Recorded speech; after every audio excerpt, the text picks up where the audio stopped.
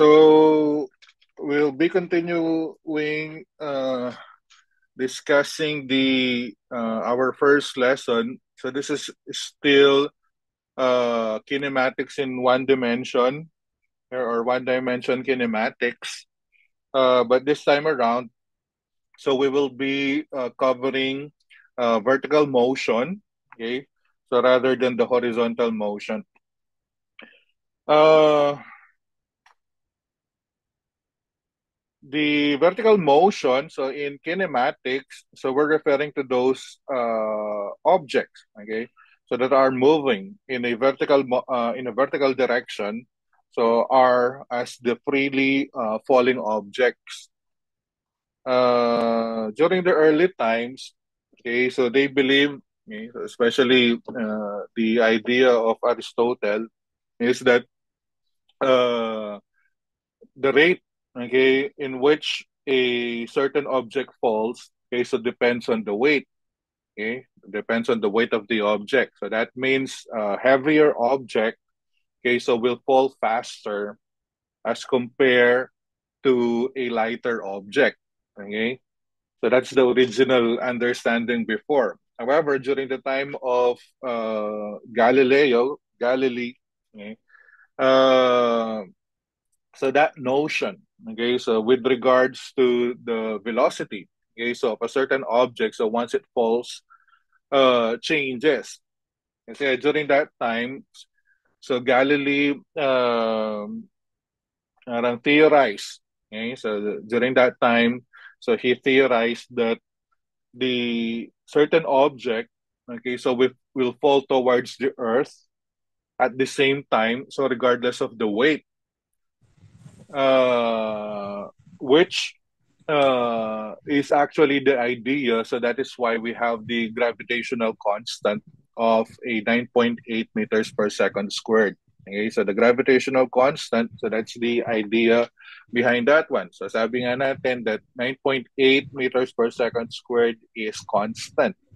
Okay, so if that is constant, so that only means that the velocity of whatever is the object, as long as it is subjected to the gravitational pull of the Earth, okay, so will be the same. So regardless of the weight, so it will fall at the same time. Okay, so at the same time. So if you can see some videos on YouTube, or you'll be able to see that one. However, in reality, okay, so in a more practical environment, hindi pa rin ganon. Kasi mas mabilis pa rin bababa, okay, so yung heavier object as compared to a lighter object. But that one is happening, it's because of the air resistance. Okay, so that one is happening because of the air resistance. So there's an air resistance, so that is why the heavier object falls faster as compared to the lighter object. However, so when air resistance is neglected, or when air resistance is absent, that is where the heavier object and the lighter object will fall at the same time. So when air resistance is absent, okay, so the object is actually moving in a free fall motion. Okay, so when we say a freely a falling object, so that is any object that is moving under the influence of gravity alone. So without the presence of air resistance. So without the presence of air resistance, which is an ideal environment, so others are referring to that one as a vacuum. Okay, so the environment is vacuum. So that only means there's no air resistance. So when there is no air resistance, it is the gravitational constant. Okay, so it's the gravitational pull of the Earth is the one that is taking into effect on those cases. So on those cases, sabi nga, without the air resistance, so the gravitational pull of the Earth is constant, and thus, so regardless of the weight of an object, so it will fall at the same time. But you have to take note that objects thrown upward or downward and those released from rest are all falling freely once they are released. So any freely falling object experiences an acceleration directed downward, so regardless of its initial motion. Uh, the initial motion, it depends. So pwedeng there is a certain value for the initial motion, there is a certain value for the initial velocity. There are certain cases that it will be zero. Pero pag sinabi nating freely falling object, it's not necessarily that the initial velocity will be zero. Okay, so that the initial velocity will be zero. Hindi siya laging ganun. Okay, so pwede siyang zero, pwede siyang hindi. Okay, so a freely falling object could have an initial velocity of zero, or it could have an initial velocity other than zero. So ngayon, in terms, since uh, since acceleration, so similar with velocity, is a vector quantity, so therefore we have to designate. Okay, so we have to designate for the direction. And so for freely falling object, the direction of the acceleration is always going towards the Earth. Okay, so ibig sabihin, the direction of the gravity is always going towards the Earth. So that means it is downward. Okay, so it's on the downward position. So kaya, so yung acceleration natin, so due to gravity, so dinedesignate natin yun as AY, and it has a negative. Okay, so it has a negative value. So regardless whether a certain object is thrown upward or it is falling downward, so the acceleration is always negative. Kasi the gravitational pull of the Earth is always towards, okay, so towards the Earth. So kaya ang acceleration natin, regardless of the motion, okay, so regardless of the motion of the object, so dinedesignate natin siya as negative. Okay? So acceleration natin is negative 9.8, so meters per second squared. And then it is 32.2, negative 32.2 if it is feet per second squared. Pero so since we're using SI system, so we're going to use a negative 9.8 meters per second squared. So that is for the acceleration. Okay, so yung acceleration natin, the acceleration, so since it is downward, so the value is always negative 9.8 meters per second squared. So except for our velocity. Okay, so for a certain object that is moving on a vertical axis, okay, the design, okay, so the design of the velocity, so it depends. So whether it is moving upward or if it is moving downward. So if it is moving upward, so we have the positive velocity, okay? And then if the velocity is going downward, so that would be a negative Vy. Okay? So yun yung difference. Okay, so for velocity, so we have to take note. So whether the velocity is on the upward direction, so therefore that would be positive.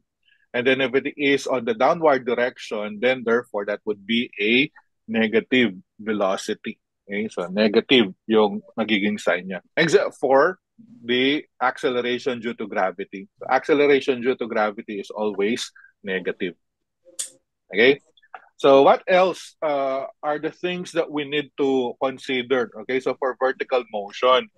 So for vertical motion kasi, so diba, for example, if I'm going to throw, okay, so if I am going to, if let's say I have a plain field, okay, so we have a ground, and then I'm going to throw a certain object. So if I'm going to throw it upward, so let's say I have a ball, then I'm going to throw it upward. So yung initial velocity natin, so Vyi, so if I'm going to throw it upward, okay, so most probably it has a certain value. Okay, so it has an initial value. So kung wala sa initial value, so you cannot throw it upward. Okay, so in short, so there is a velocity. Okay, so there will be initial velocity. Pero if, for example, a ball was dropped, okay, if a ball was dropped, so if a ball was dropped, so usually pag sinabi sa problem that the ball was dropped, okay, so since dinrap lang siya, pag wala siyang binigay na initial velocity, so usually ang initial velocity natin is equals to zero. So when the ball was dropped. Okay? So kasi para i-drop mo yon, so you don't need a certain initial velocity. Okay, so for you to drop it, kasi once you drop it, it would be the gravity. Okay, so that will affect. Okay, so the motion of the ball. So pwede siyang zero, pero pwede rin siyang it has a certain velocity. Okay, so pwede siyang zero, pwede rin siyang hindi zero. Once you drop it. So kung meron siyang binigay na initial velocity, then we use that initial velocity. Pero kung wala siyang binigay na initial velocity, pero sinabi niya that the ball was dropped or the object was dropped, so automatic, the initial velocity will be zero. So unlike for the ball, okay, so that was thrown upward. So usually for the ball thrown upward, so there will be an initial velocity, so other than zero.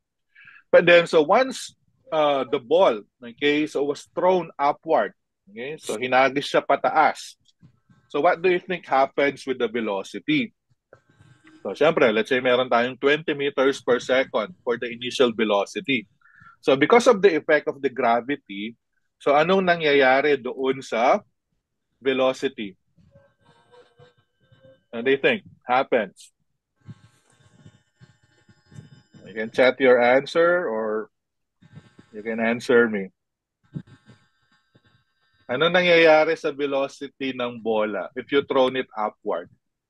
So, tumataas ba siya or bumababa ba siya?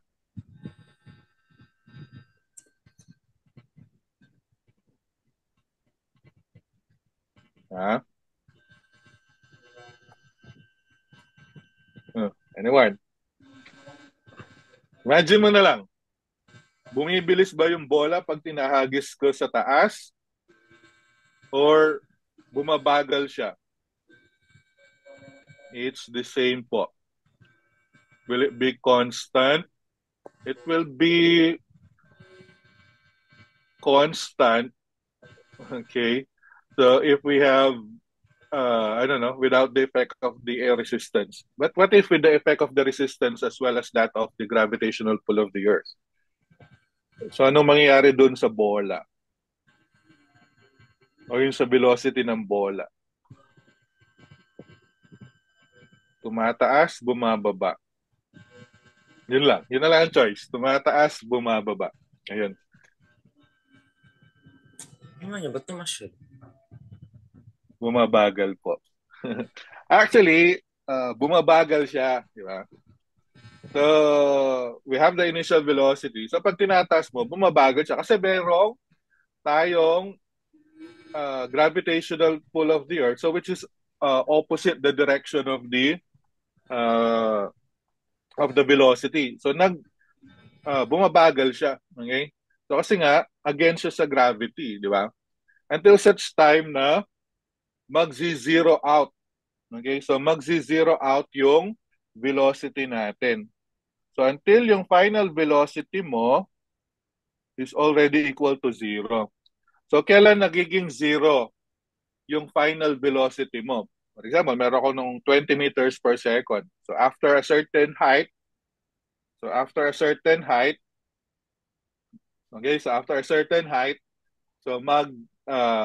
babagal. Okay, so yung velocity niya. And then, if you increase a certain height, mas mabagal siya doon sa previous. Okay, so until such time na ang velocity niya magiging zero na siya. So kapag ang velocity ng object is already zero, okay, so that means it already reaches its maximum point. Okay? So when the velocity, okay, of the object already reaches a zero, so that means di na siya gumagalaw. So ano mangyayari sa kanya? So that is the time na babagsak na siya. Okay? So ito naman kabaligtaran. So ang pagbagsak naman niya, so ang mangyayari sa velocity, magi-increase na naman siya. Okay, so until it reaches the ground. Okay, so that's what happens to a certain or a freely falling object. Okay, so So let's say it has a certain velocity at the ground. So once you throw it upward, so the velocity decreases.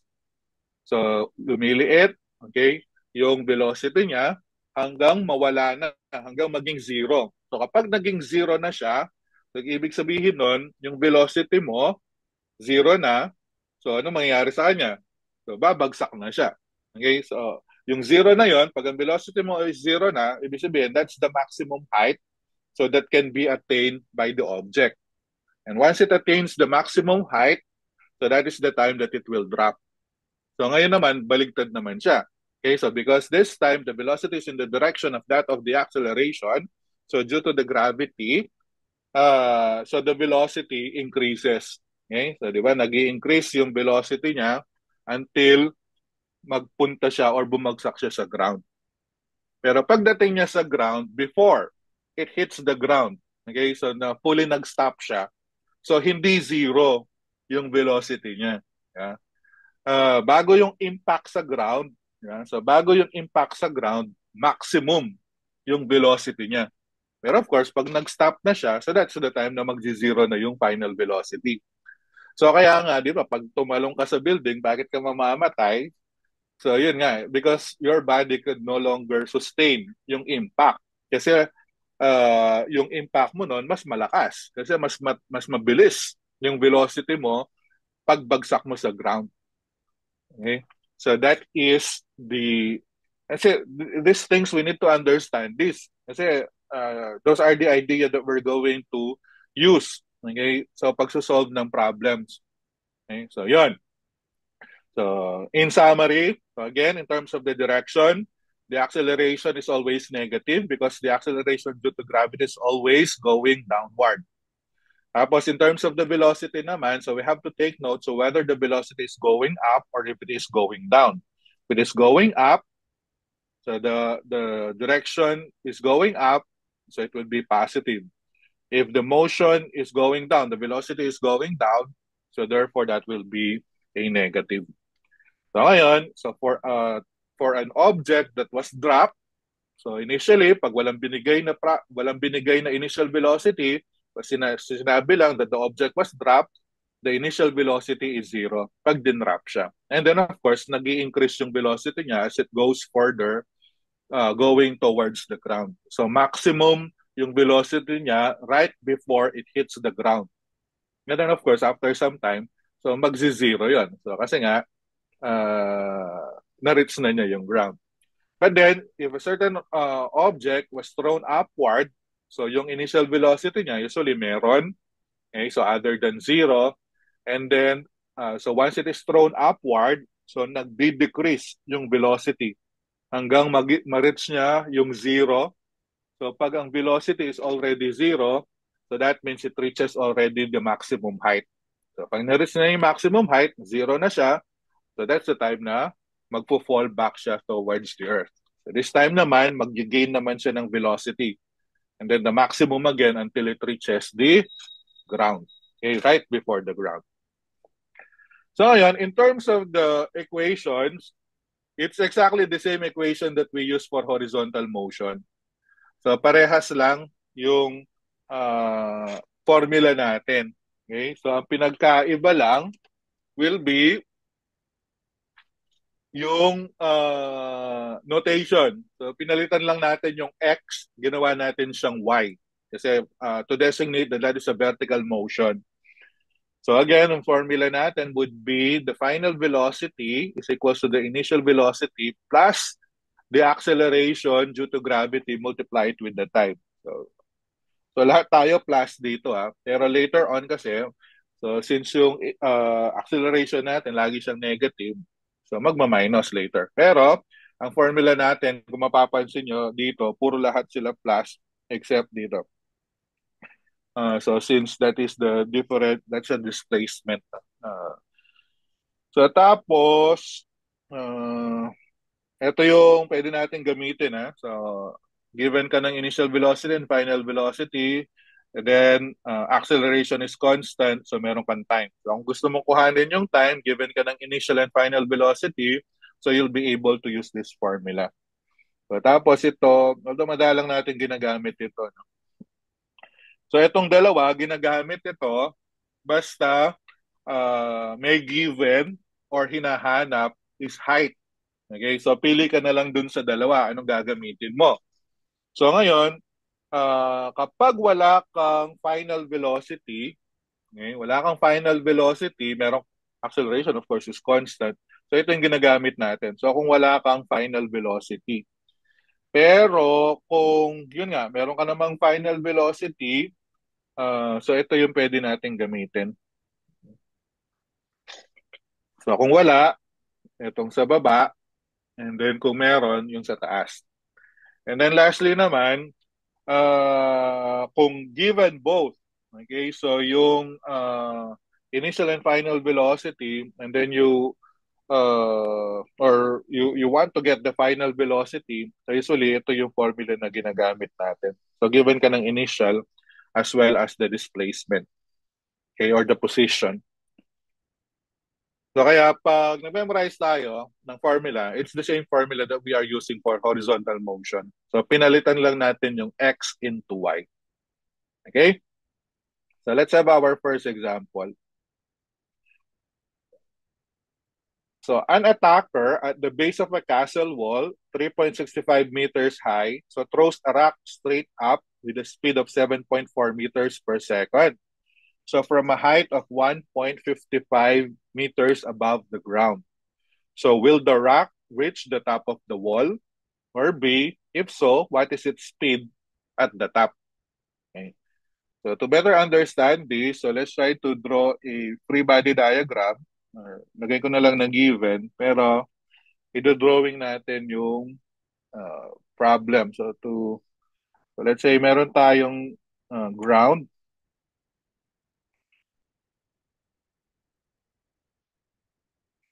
And then sabi may castle. So yung ano na lang ilagay natin.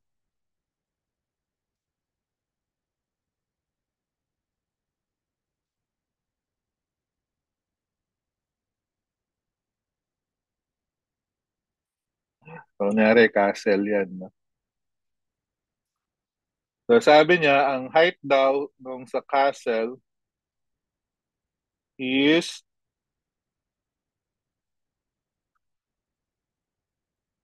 3.65 meters. So ganun kataas yung castle. 3.65 meters. Then mayroong attacker. Okay? So, di natin alam. So ano yung attacker na yon? So meron siyang height. Okay? So yung tinrow niya, uh, it's 1.55 meters. So 3, so, siguro mga banda dito.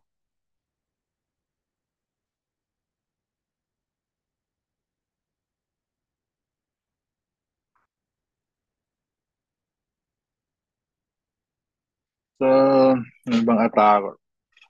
Kasi meron siyang catapult dito, no? I'm not sure.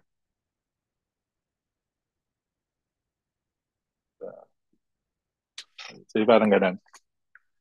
So that's the height. And then, ang sabi niya, so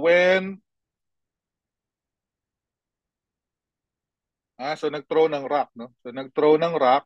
So there's a rock. So let's say yung rock nandito, no? So it throws a rock. So ang initial speed niya, so VYI, so sabi niya kasi throws straight up with a speed of 7.4 meters per second. So meron siyang 7.4 meters per second na speed. Okay, so initially, okay. So tapos yung height, okay, so noong tinrow yon, so that would be 1.55 meters. So yun yung given natin.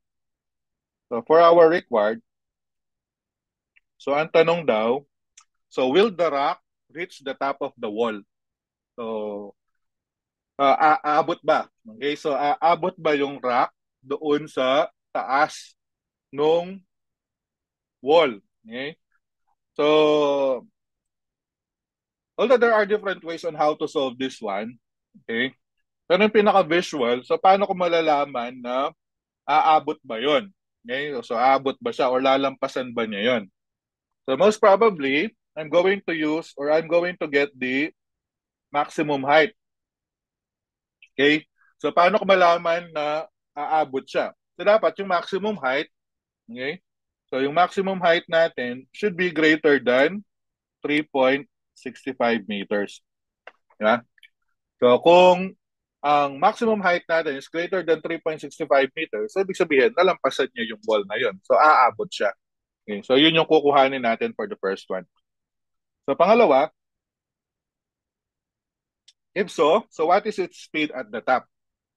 So kung uh, tawag dito. So kung nalampasan niya daw, okay? So yung height na yon. So ano yung speed niya? Okay? So in short, ito yung lang kukunin ko. So in short, what would be ano yung final velocity here? Or what's the velocity? Okay? So no, doon sa height na 3.65. Okay? So yun yung tinatanong diyan. So, for our solution, so we start with the first one. So hinahanap is Y max. So dalawa yung formula natin, di ba? So ano yung dalawang formula na yon? So yung YF is equals to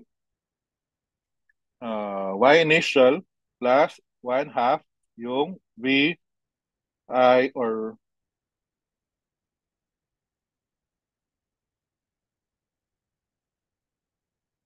so yung VYI so plus V uh, YF then multiply it with T. So yan yung una. Yung pangalawa, so we have YF is equals to initial then plus VYI so times T plus 1/2 A Y then T squared. So ngayon, tingnan natin, ano ba yung pwedeng gamitin natin base doon sa given? So remember, pag tinrow upward yan, so para makuha ko yung maximum, okay? So yung maximum height, so let's say this is the maximum height. So sa maximum height, so remember na yung Y final natin will be 0. Okay? So sa maximum height, that is 4Y max. So ibig sabihin nun, so para makuha ko yung Y max, so ang final velocity natin will be 0. So in short, meron akong final velocity, meron akong initial velocity. Then meron din akong initial position. So yung initial position natin, hindi siya 0. Diba? So yung initial position natin is, so based on our given, that our initial position is 1.55 meters. So by the way, sa position, ang always reference natin is the ground. So the ground is the one that is 0. So ground is 0, so therefore, ang initial position natin is 1.55 meters. So if that is the case,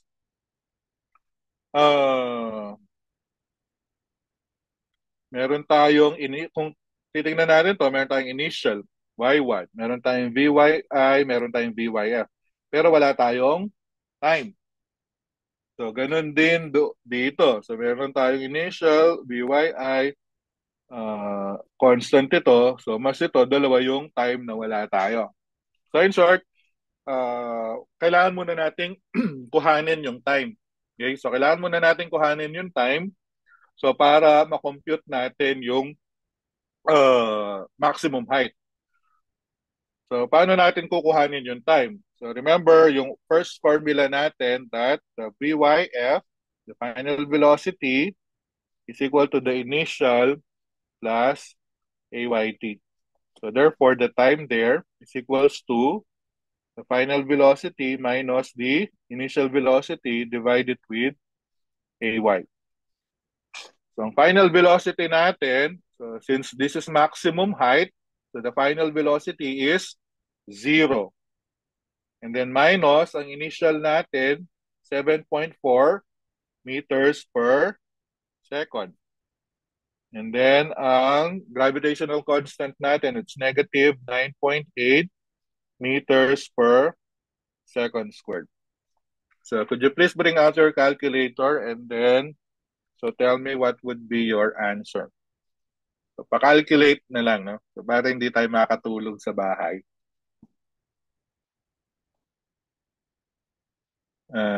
Paki-type yung sagot sa chat.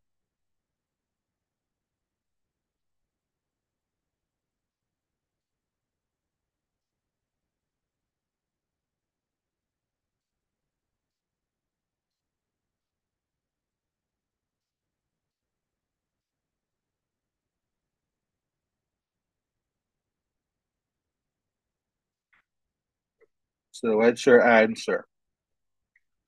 0.76, 0.7551. Sige, 2 decimal places na lang tayo na. So 0.76. But negative siya. So positive, no? Kasi negative 0 minus, it's negative. So our time will always be positive. So 0.76 seconds. So 0.76 seconds will be for the time. So ngayon, so since meron na tayong time na 0.76 seconds, actually, kahit ano dito sa dalawa, pwede mong gamitin. Pero gagamitin ko na lang is yung una. Okay? So, ito yung gagamitin nating formula. So, since meron na tayong time. Meron na tayong time na 0.76. So, therefore, ang YF natin, yun yung Y max. Okay? So, the final height is the maximum height. So, and then meron tayong initial position plus 1/2. So, VYI plus VYF times T. So, ang Y max natin yan, so will be, ang initial is 7.4. Sorry. Initial position is 1.55 meters. 1.55 meters plus 1/2. The initial is 7.4 meters per second. Then the final is 0. The time is 0.76 seconds. So therefore, ano yung maximum height natin?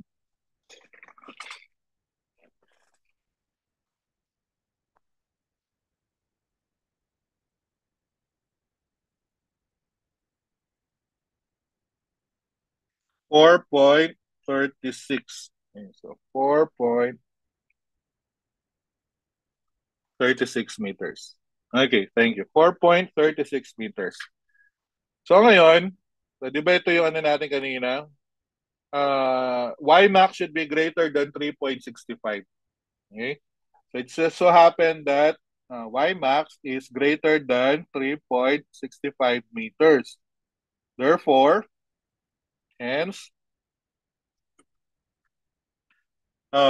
it reaches the top.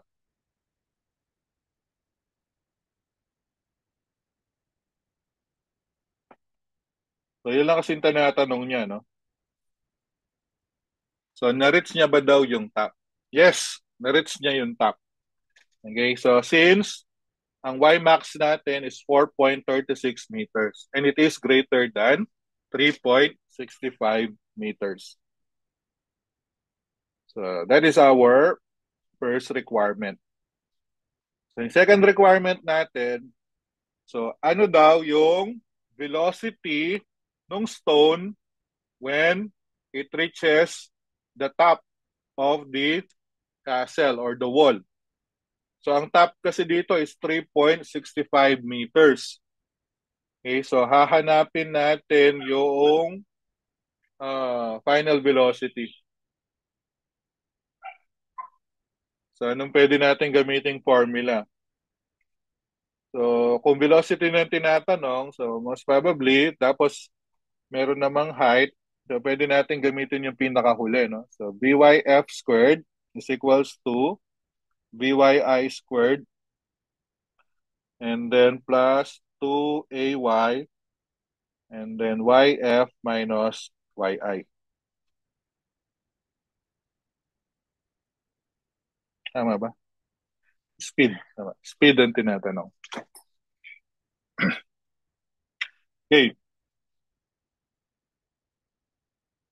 So for our final velocity then, so v y f squared. So ang initial natin, it's 7.4 meters per second and then square it. So plus 2, y is negative 9.8 meters per second squared. And then yung final height, so final height, ano ba yung kailangan niyang ma-reach? It's 3.65 meters. Kasi yun yung tanong, di ba? So what is speeds at the top? So ang top is 3.65 meters.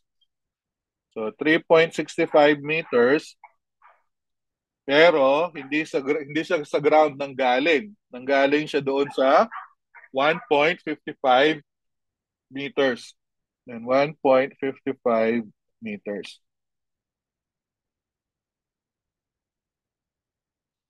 So ngayon, para makuha ko yung velocity, so take the square root of both sides. So tanggalin ko na yung square dito. So lagyan ko na lang ng square root yung buo. Okay. So para makuha natin yung velocity at the top.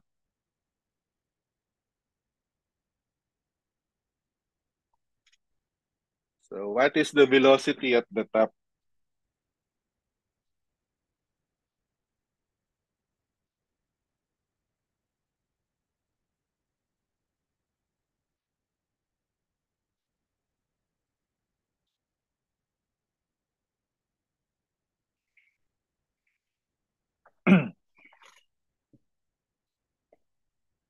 By the way, yung assignment nyo,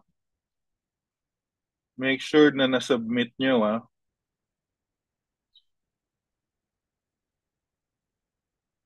I think hanggang 8 a.m. siya naka-deadline.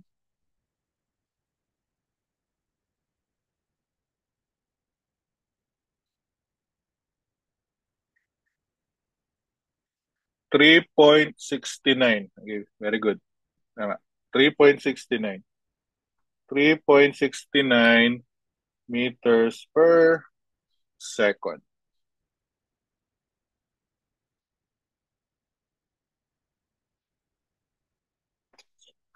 So, 3.69 meters per second. And ganun lang. Diba? So, basta tandaan mo, of course, the first thing you need to know, yung formula. Memorize natin yung formula. So, pangalawa, so parang ganito ang gawin nyo. So, tignan nyo yung given and then mag-check kayo. Then, tignan nyo ano yung kulang and then from there, you decide, okay, so what formula are you going to use? Okay? Question?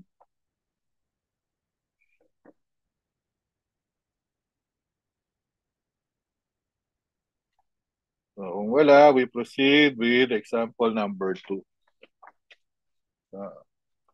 Yung mga madadali na lang yung mga pinipili kong question, no? So, para mas maintindihan natin. So, the second one is, a ball is thrown directly downward. So, baligtad. Galing siya sa taas. With an initial speed of 8 meters per second. Okay? So, hindi siya dinrap lang, no? So, it was thrown downward. So, ibig sabihin nun, meron siyang initial speed na 8 meters per second. So, from a height of 30 meters. So, after what time interval does it strike the ground? So, let's say meron tayong building.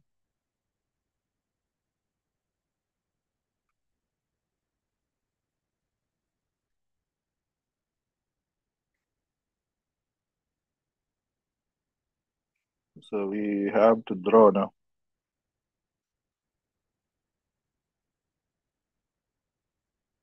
So, the building has a height of 30 meters. And then yung ball, it was thrown downward.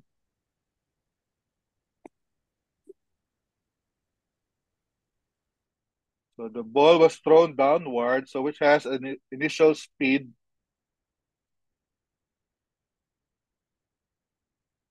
of 8 meters per second. After what time interval does it strike the ground? So, ayan siya. So, ano daw yung time natin? So, ang tanong, so anong gagamitin nating formula? So, again, so kamukha nung kanina, so meron tayong given na height. Okay, so kung may given na height tayo, so kamukha nung kanina, ito lang yung pwede nating gamitin. Okay.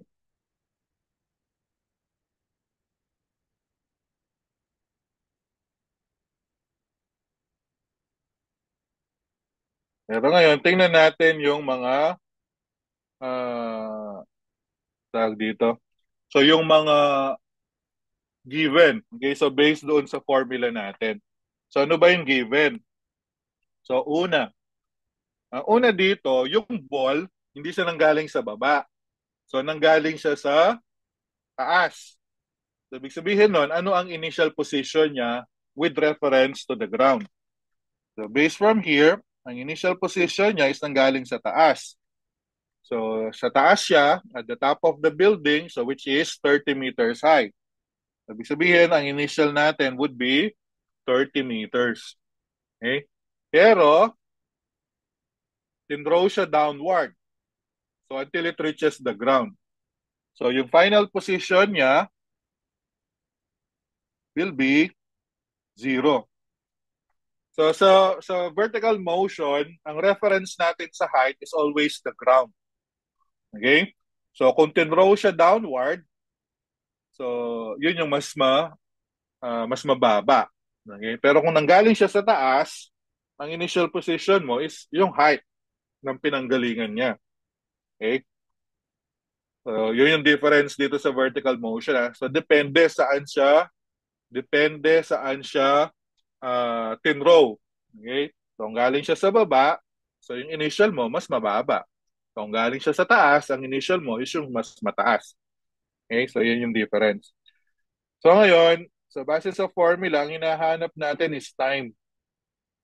So, okay lang tayo dito sa dalawang formula. Parehas na may YF, merong YI.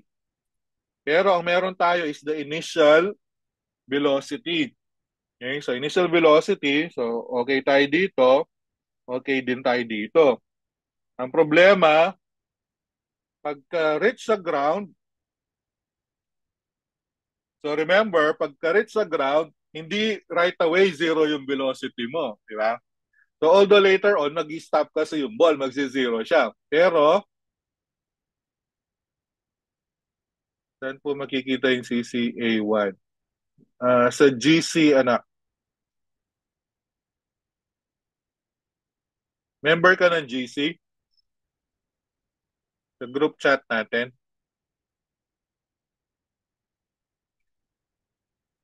Ay. Hmm, sige. O sige, extend ko yung CCA1 hanggang tonight, no? 11:59 kasabay nito. Hmm, anong pangalan mo sa ano, i-add kita?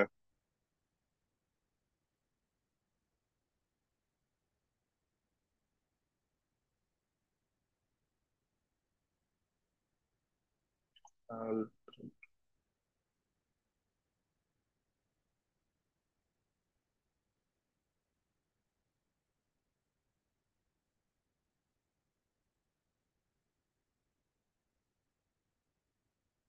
ikaw yung ano yung profile pic mo? Sa likod. Ano yun? Naka-black, naka-black na shades.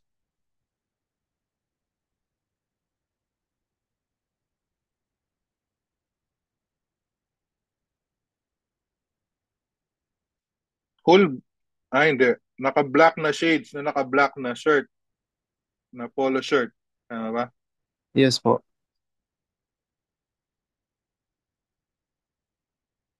Paki-check Kung ikaw yung na-add ko.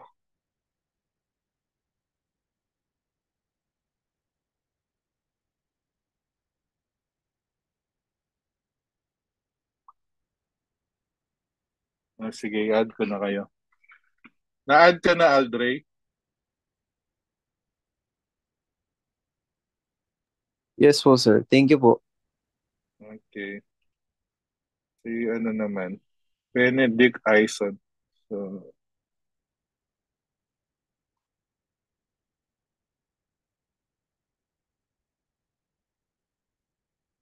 ano yung name nyo sa GC? Ay, sa FB?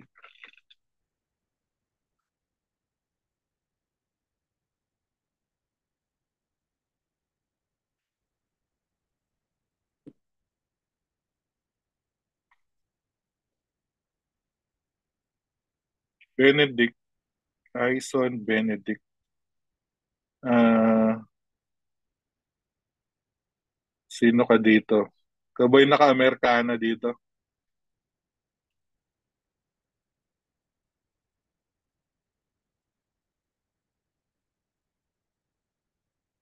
Naka-polo po, black and white.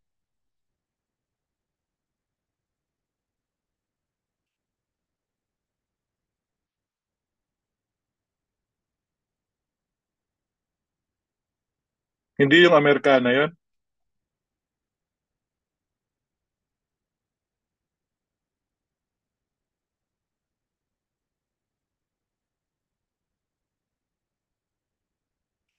Tingnan mo kung ikaw yung na-add ko. No?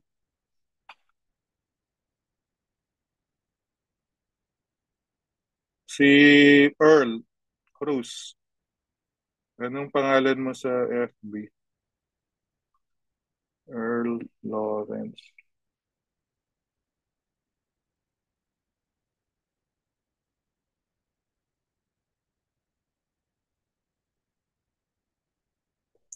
Earl Lawrence. Ikaw yung naka-long sleeve na black.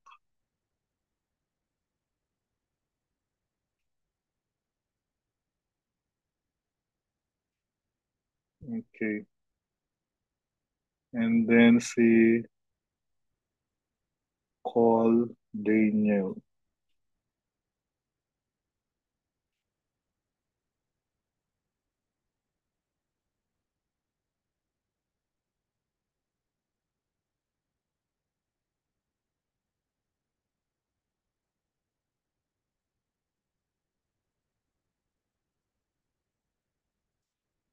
Okay, Daniel, na-add kita. So, pa-verify if ikaw yung na-add ko.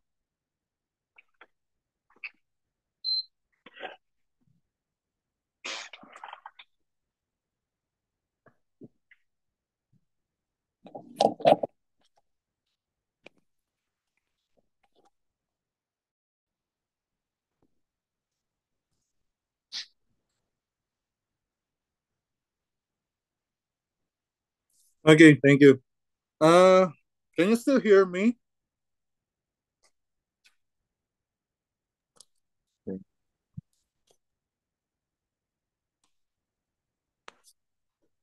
Na-lowbat kasi yung ano. Anyway, so let's continue.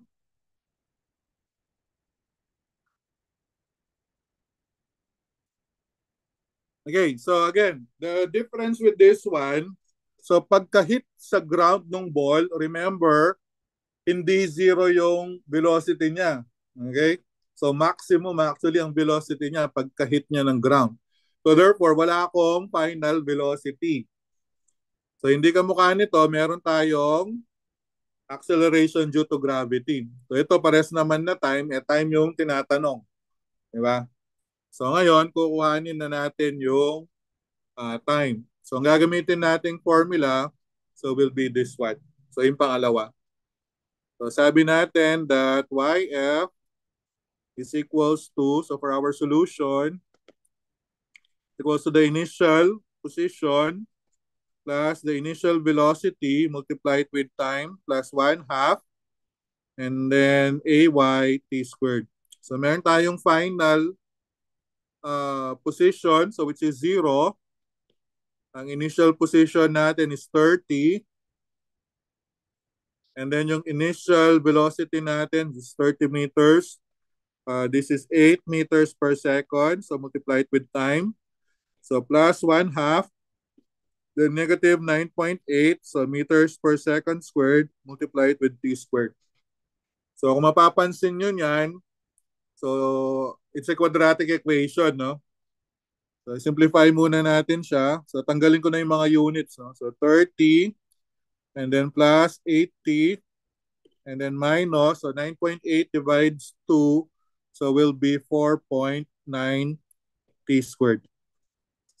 So i-transpose natin lahat sa left side. So it will become, para maging positive yung 4.9 t squared, then minus 8t minus, or by the way, I forgot. Ay ko lang pala tayo. So again, yung initial velocity natin is going downward. Okay, so it's going downward. So therefore, this velocity should become negative. Okay? So the velocity is going downward. So therefore, we have to designate as our initial velocity to be negative 8. So kaya this one will be negative 8. So this would become positive. And then minus 30 is equals to 0. So meron tayong quadratic equation. So kung quadratic equation yan, gamitin nyo na lang yung calculator nyo. So sa calculator, I think it's mode 5. So i-check.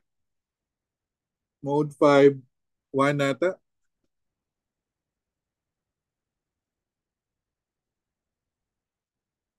So tapos, yung A natin is 4.9.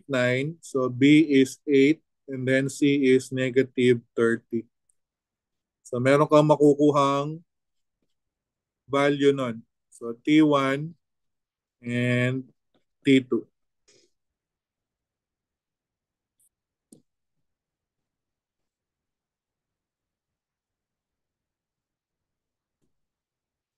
So sa calculator nyo, so punta ka sa mode 5 and then 1. 4.98 and negative 30. So meron akong calcu dito.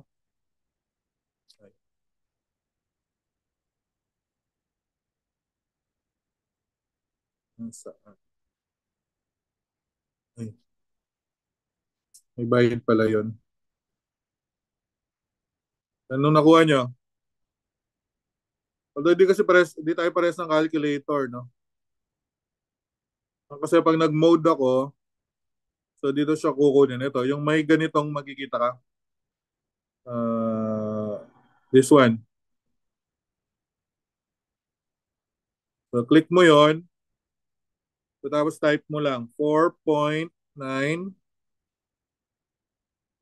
tapos positive 8 negative 30.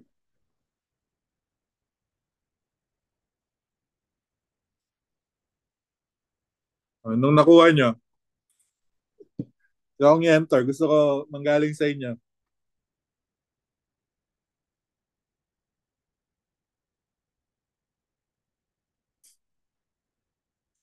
$1.79 and negative 3.2. So tingnan natin. So negative 30.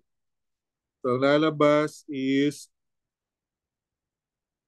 negative 3.42 at saka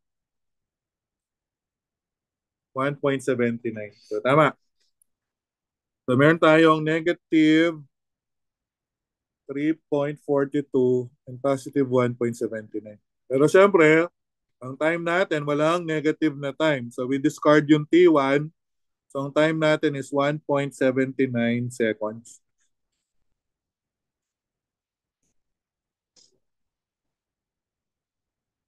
Okay, so that is the time so it will reach the ground. So 1.79 seconds. So after 1.79 seconds, so it will already hit the ground.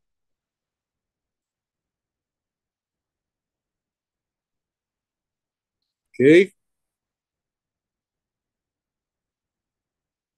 So last problem. So a student throws a set of keys vertically upward. So to her sorority sister who is in a window 4 meters above. The second student catches the keys, so 1.5 seconds later. So with what initial velocity were the keys thrown? And what was the velocity of the keys just before they were caught? Okay, so for our given, so we draw.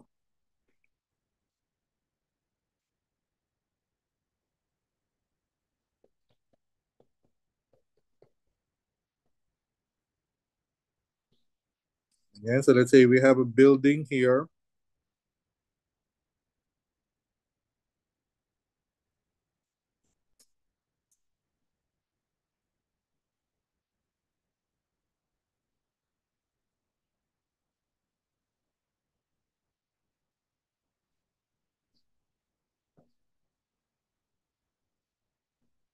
Tapos, meron daw siyang window. Let's say,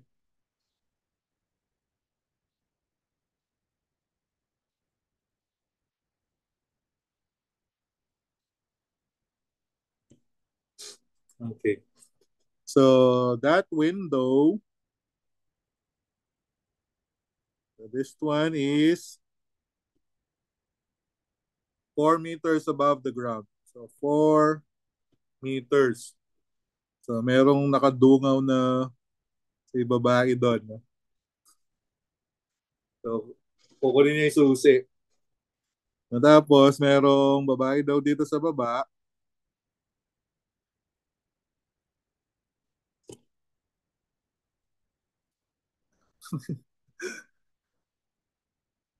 So nangyari, so nung tinrow niya yung key, okay? So nung tinrow niya yung key, it took around the time, it took 1.5 meters or 1.5 seconds. So nung pagka-throw niya, na-catch niya daw after 1.5 seconds. So of course, merong initial velocity yon na we do not know. Okay? Pero yun nga, so na-reach niya yung 4 meters. So after 1.5. Although di niya sinabi na nanggaling yung key sa, sa ground. Pero since wala siyang binigay na initial position, so we're assuming na yung initial position niya will be 0. So na hindi naman ganun kataas yung babae. No? So yung required natin will be, so with what initial velocity were the keys thrown?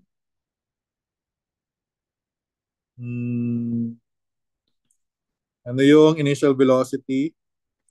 Pangalawa, so what was the velocity of the keys just before they were caught? So ano yung final velocity? So ayan, ano ba yung meron tayo? So base dun sa given. So meron tayong the initial position. So since hindi binigay yung height nung girl, so we're assuming that the initial position will be 0. And then yung final position niya, of course, will be 4 meters. So meron kang position. So meron kang initial position. So meron kang time. Okay, so which is 1.5 seconds. So ngayon, ano ang formulang gagamitin natin? So just so happen ang unknown is parehas na velocity. So hindi ko pwedeng kuhanin yung una at saka huli na formula. Parehas silang may initial at saka final velocity. And unknown yun, no? Meron din tayong, okay, so given ang initial position, kamukha nung kanina, so ito ulit ang pwede nating gamitin.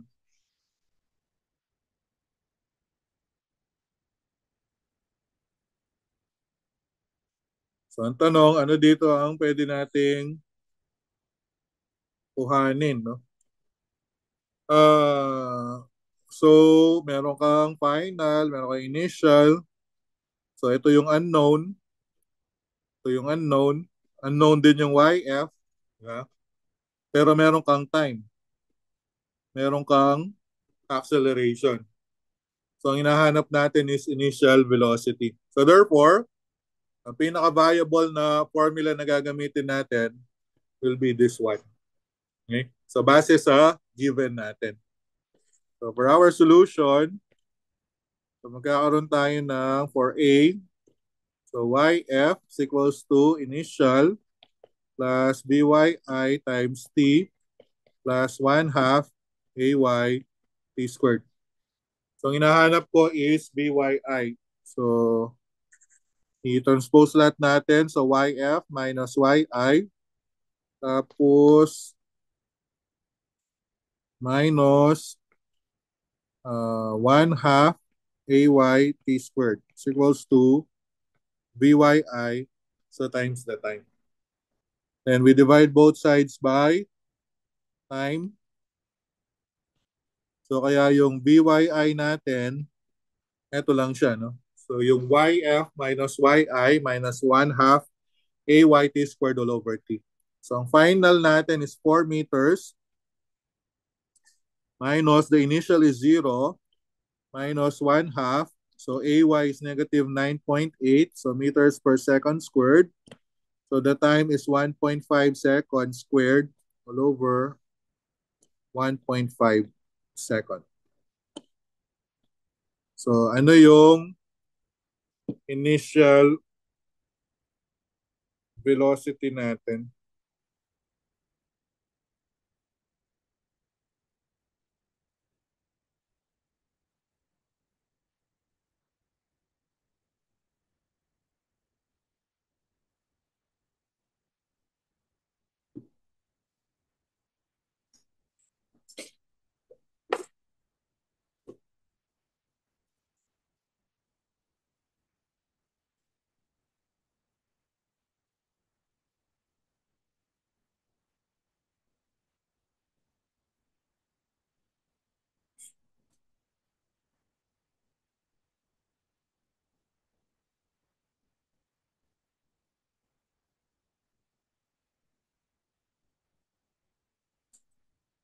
(10.02). Okay, very good. So 10.02 meters per second.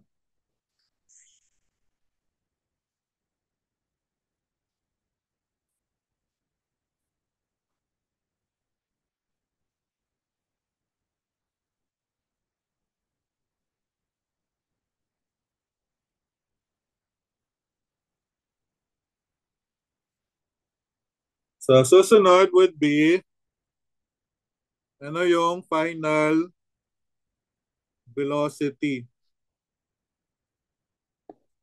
So ano yung velocity? So when it reaches 4 meters. Okay. So there are two ways on how to solve that one. So pinakamadali, try natin i-solve ng dalawa, no, kung parehas ang sagot.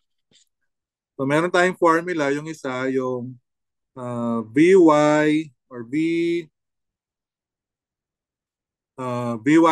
is equals to Vyi, the initial, plus Ayt.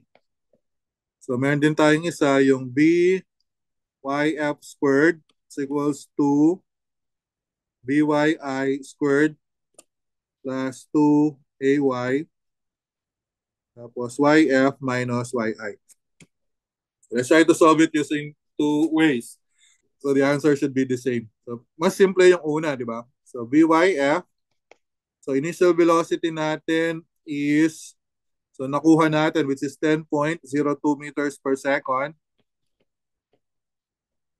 And then plus negative 9.8 meters per second squared. So the time is 1.5 seconds. So what's the answer to this one?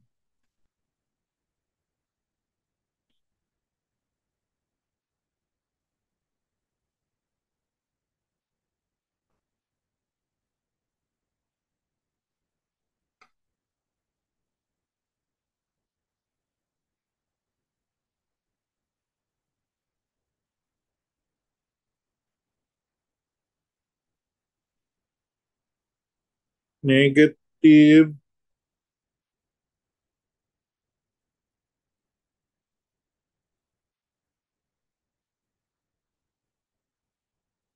ay saglit.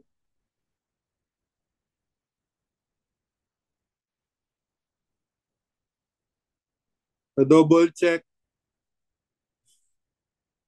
Iba yung sagot niya.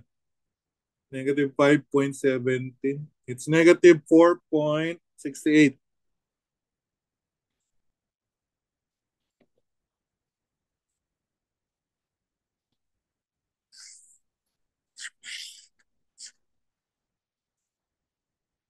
Negative 4.68. So that's 10.02.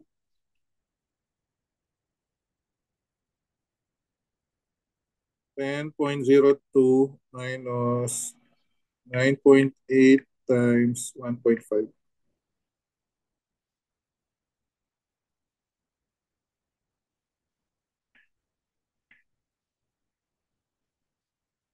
It's negative 4.68. Pero kung ito yung gagamitin nating formula,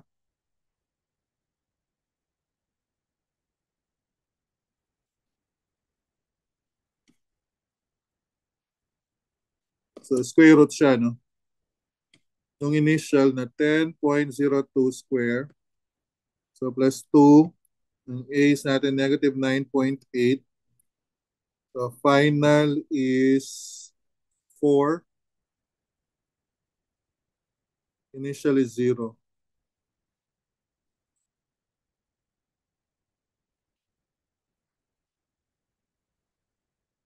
Ano yung sagot niyo doon?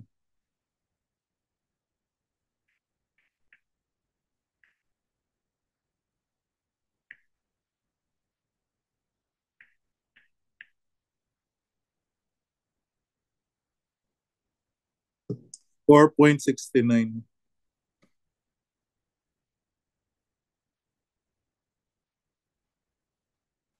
Okay, so ang problema dito, remember, ang square root kasi, dalawang sagot, di ba? It's positive and negative.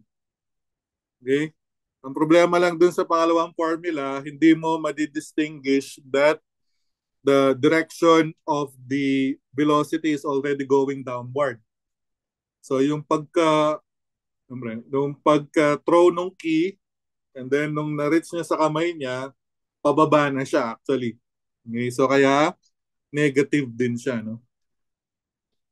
So dito kasi sa pangalawa, although parehas yung magnitude, kaya lang di mo ma-check so whether positive or negative yung makukuha nating sagot. Kasi nga, ang final velocity, so kung may square root ka, ang sagot mo dyan, it's either positive or negative.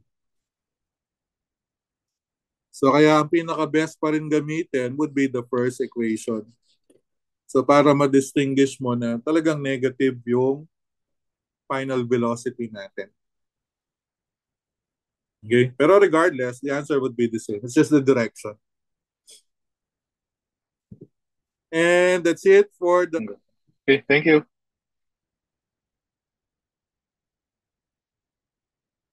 Okay, so we'll continue with the unit vectors. As I've mentioned, so this is not part of our syllabus, but then the principle behind the unit vectors are needed for some topics that we need to discuss in the future. So particularly on the two-dimensional kinematics. Okay, so again, so unit vector is a part of vectors. Okay, so when we say vector, it has the direction, the magnitude, and the direction. Scalar quantity is just purely magnitude. But then, so when we say unit vector, so unit vectors are used actually to specify a given direction and have no other physical significance. So when we say unit vectors, that pertains to direction. Okay, so unit vectors pertains to direction. So they are just solely, or they are used solely as a bookkeeping convenience in describing the direction in space. So usually, the unit vectors are, or we're using symbols. Okay, so for unit vectors, so meron tayong I hat, the J hat, and the K hat.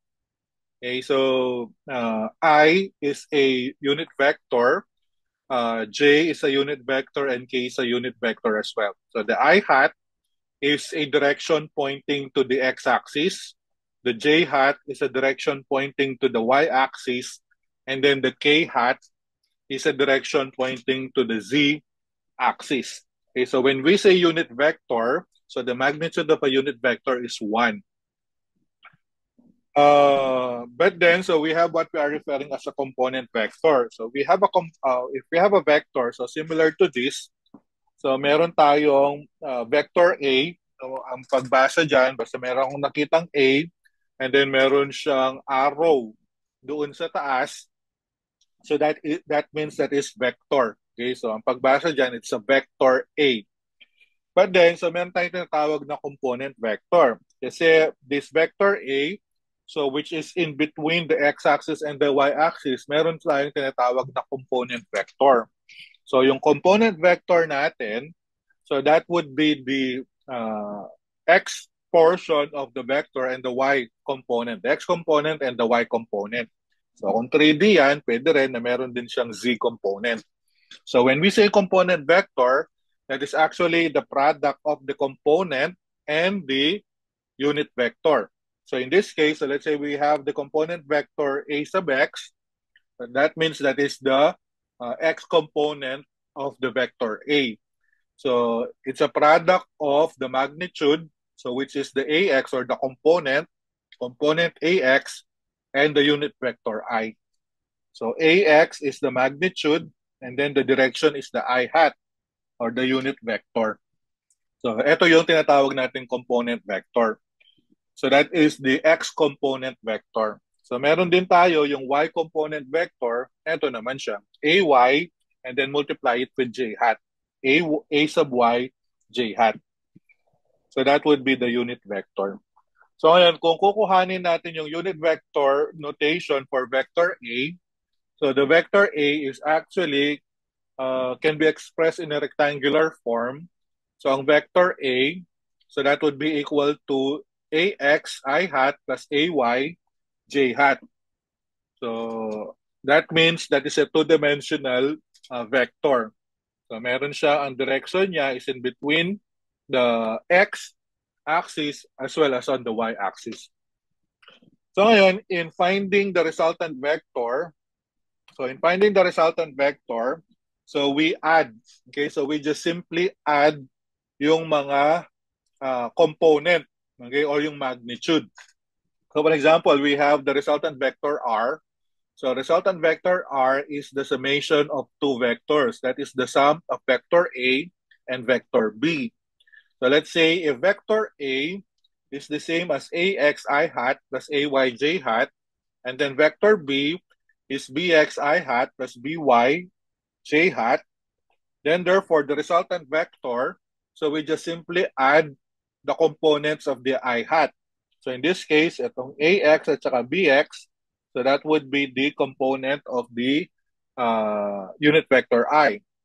And then yung sa j hat naman, so that would be the sum of ay plus by. So yung pinaka component vector of the vector r, so it's just simply the summation. Depende kung ano yung magiging sign ng vector. So that is a sub x plus b sub x. And then yung ry naman, so that is ay plus b sub y. So rx is the component of the vector, or the x component of the vector r, and then r sub y is the y component of the vector r. So kukuhanin natin yung magnitude. So ganoon lang yung pagkuha natin, no? Or sorry, this would be the resultant vector. So ngayon, so kung kukuhanin natin actually, okay, so yung magnitude, okay? So yung magnitude ng vector r, so yung rx kasi saka ry, those are the magnitude of the component vectors. Pero kung kukuhanin natin yung resultant vector as a whole, so we need to use this formula. So that is the resultant vector r is equal to the square root of r sub x squared plus r sub y squared. Okay? So r sub x squared plus r sub y squared. And then, so yung direction niya nun, So we're using the formula tangent theta is equals to r sub y all over r sub x. Then kukuhanin natin yung theta.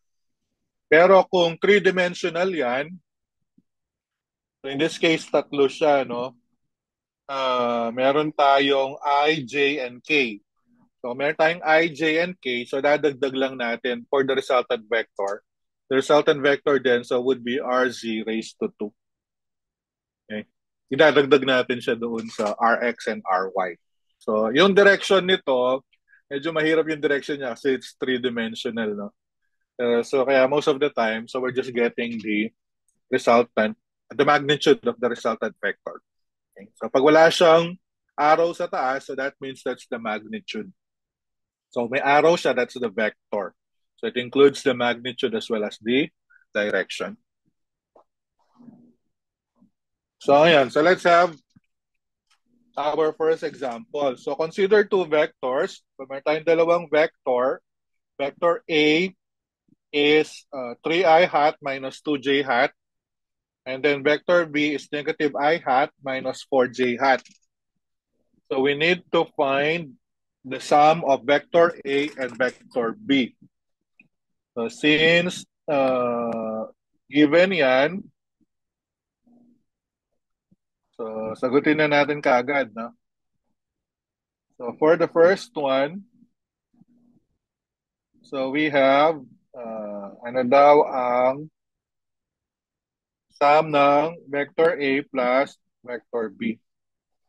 So ang vector A natin is 3i hat minus 2j hat. And then plus, so yung B natin is negative I hat minus 4j hat.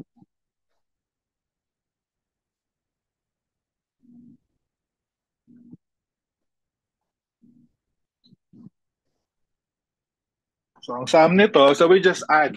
Okay, so yung parehas, no? So we just have then 3i hat minus I hat. So that would become 2i hat.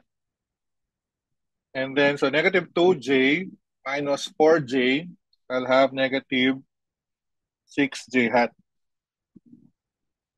So kaya ito yung sum nila nun. So 2i hat, so minus 6j hat. Pangalawa, so what is the difference of vector A minus vector B? It's still the same. Lang minus siya this time. So negative I hat minus 4j hat. So the difference then will be, so 3 minus negative 1, so that would become positive, no? So it will be 4i hat. The negative 2, so negative and negative 4 would be positive 4. So 4 minus 2 will be positive. So positive 2j hat. So negative 6, so positive 2j hat.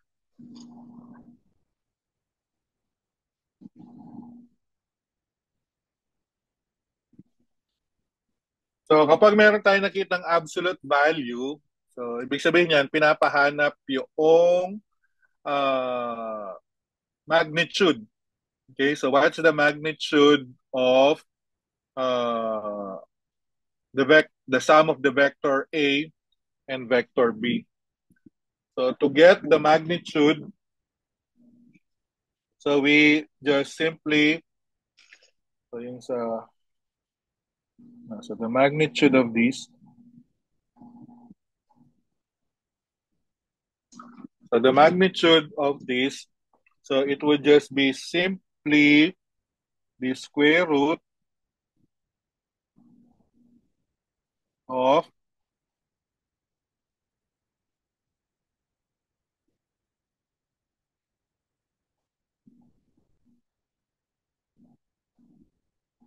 A plus B x squared tapos plus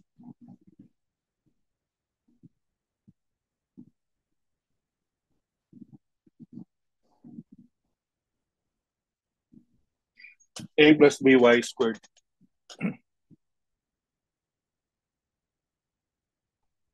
So just simply,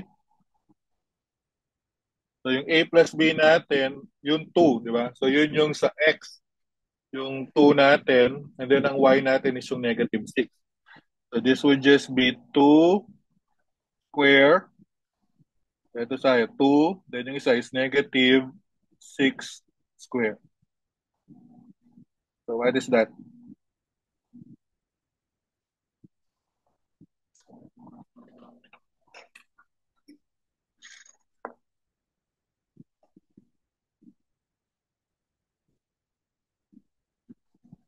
That is 2 square plus negative 6 square. Then take the square root.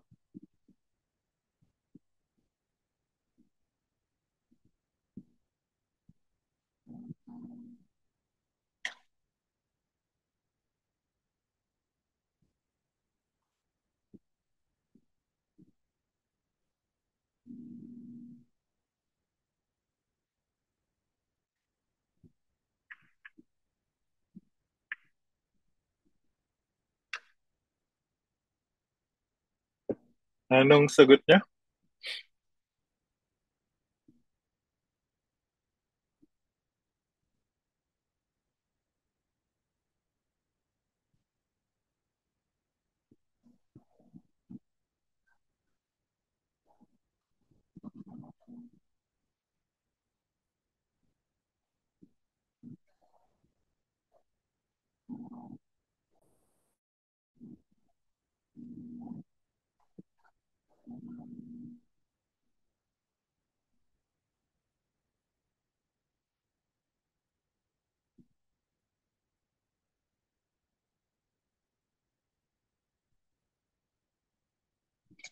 That's your answer.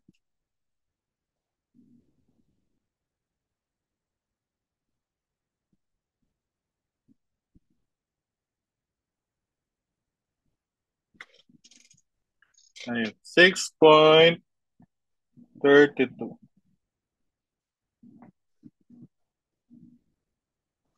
So yun yung magnitude niya. So 6.32.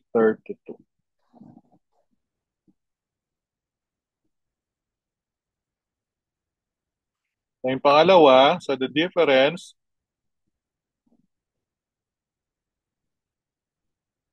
so ganun din. So a minus naman. So, a minus b x square.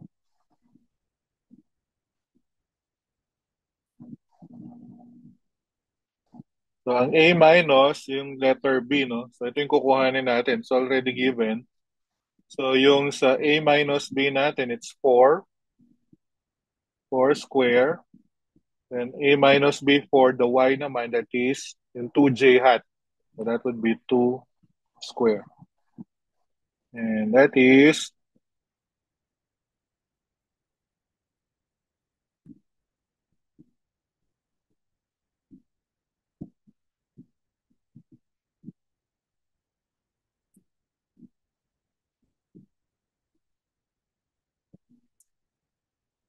okay, 4.47. 4.47.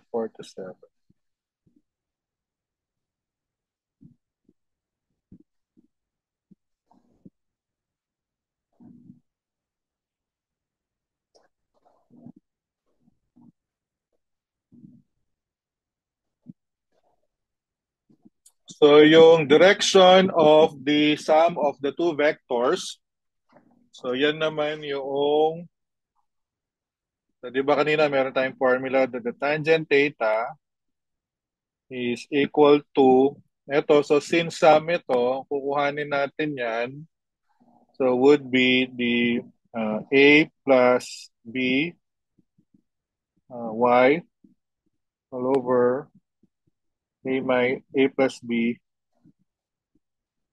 x. So theta natin nun, so will be inverse tangent of a plus by. So ang y natin dito is yung negative 6. So consider yung negative natin, no? And then yung x natin is positive 2. So, ano yung magiging theta natin yan?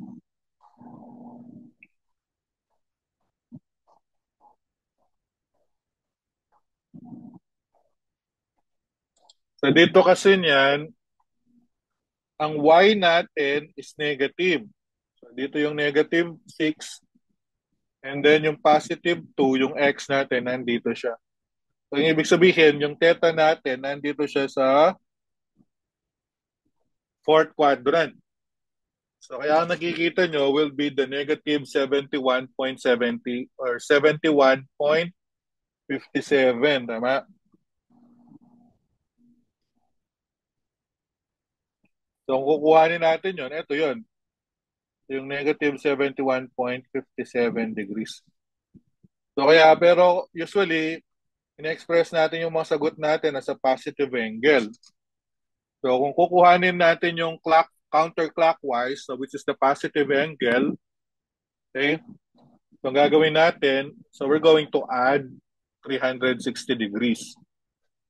Okay, so para yung theta natin will become positive.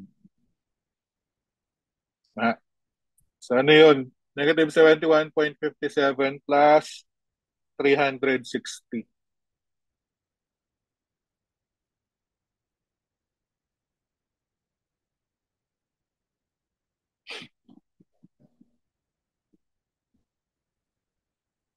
To 88.43. Thank you. To 88.43 degrees. So, ito yung direction nung sum. So, it's 288.43 degrees. So, nasa, so remember yon, so nasa negative y,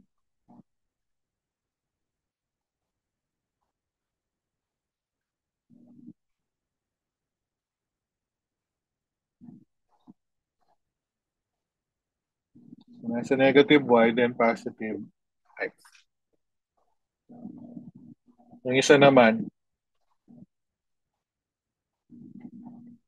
so yung difference,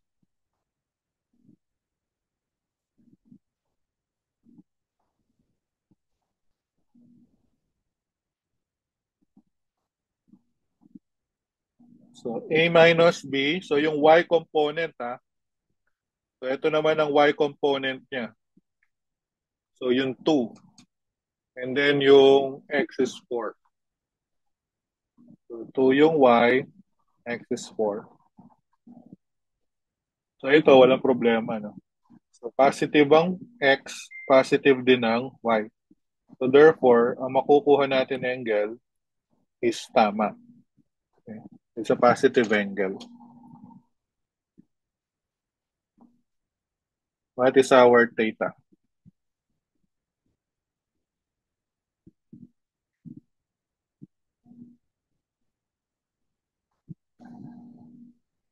$26.57.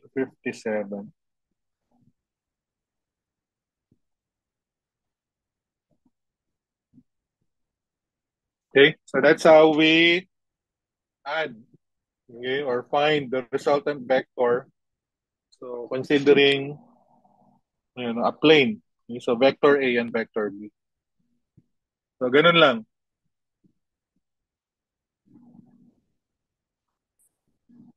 So may pangalawa, I think this is example number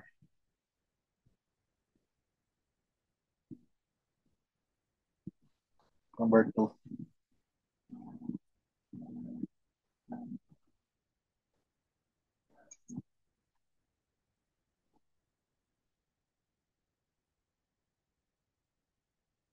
Okay, so given the displacement of vector A and vector B, so find the magnitudes of the following vectors and then express each in terms of its rectangular component.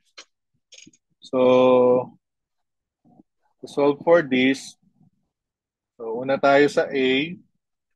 So ano daw yung vector C? So given that vector C is the sum of vector A plus vector B. So vector C then, so will just be, it's in terms of meters. No? So vector A is 3 I hat minus 4j hat plus 4k hat. This is in meters. Plus vector B is 2 I hat plus 3j hat minus 7k hat, which is in meters. So vector C then, so we just simply add. So 3 plus 2, so we'll have 5 I hat. So negative 4 plus 3, so negative j hat. And then 4k hat minus 7k hat, so minus 3k hat. So that is in meters. So ito yung vector C. So it's 5j hat, so minus, or 5I hat minus j hat, then minus 3k hat. So kukuhanin natin yung magnitude. So the magnitude is just simply, diretso ko na, no? Simply 5 squared plus negative 1 square plus negative 3 square. So what is the magnitude? The C, or the absolute value. It's the same as C or the absolute value of vector C. So pares lang yan. No? So kung C lang siya, it's magnitude. So meron siyang arrow sa taas, so that is the vector. So kung mo yung absolute value niya, so that would be the magnitude, which is 5.92.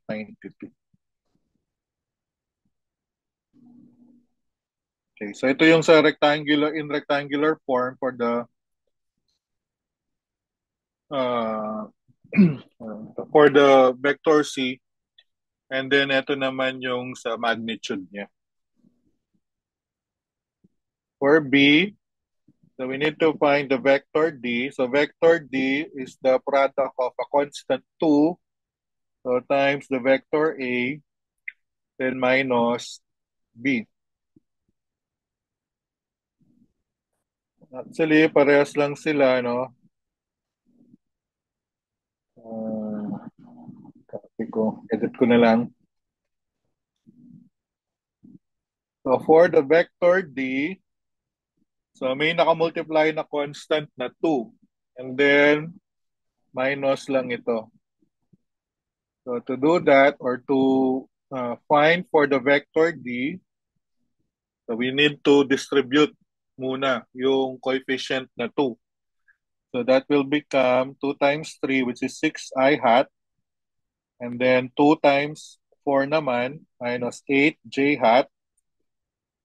And then plus 2 times 4 will have a k hat. And minus 2I hat, 3j hat, and minus 7k hat. So vector D then, so we just add, so 6 minus 2, so I'll have 4I hat, and negative 8 minus 3, so negative 11j hat, and then positive 8 minus negative 7,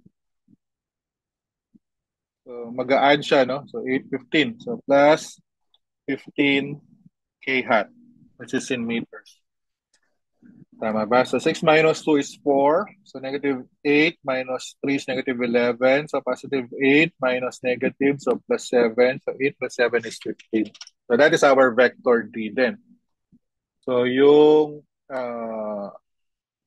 magnitude niya is just simply the 4 square plus negative 11 square plus 15 square.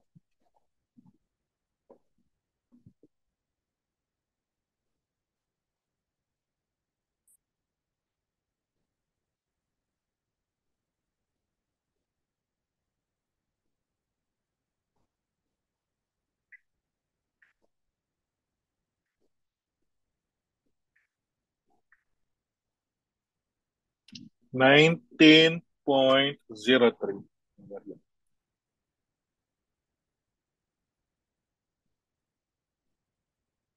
course, it's in meters.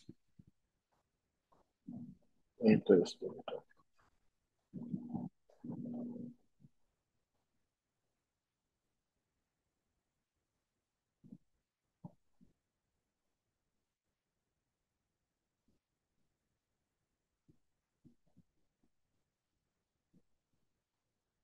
Okay, so that is how we compute or find the resultant vector. So for a unit vector, no? Or that's how we find the resultant vector. So using yung mga I hat, j hat, and k hat. And that's it. Okay.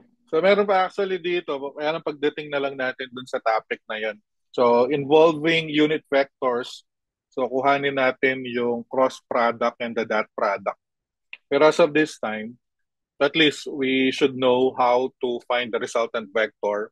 So together with its magnitude. So ganun lang muna. Okay. Tanong.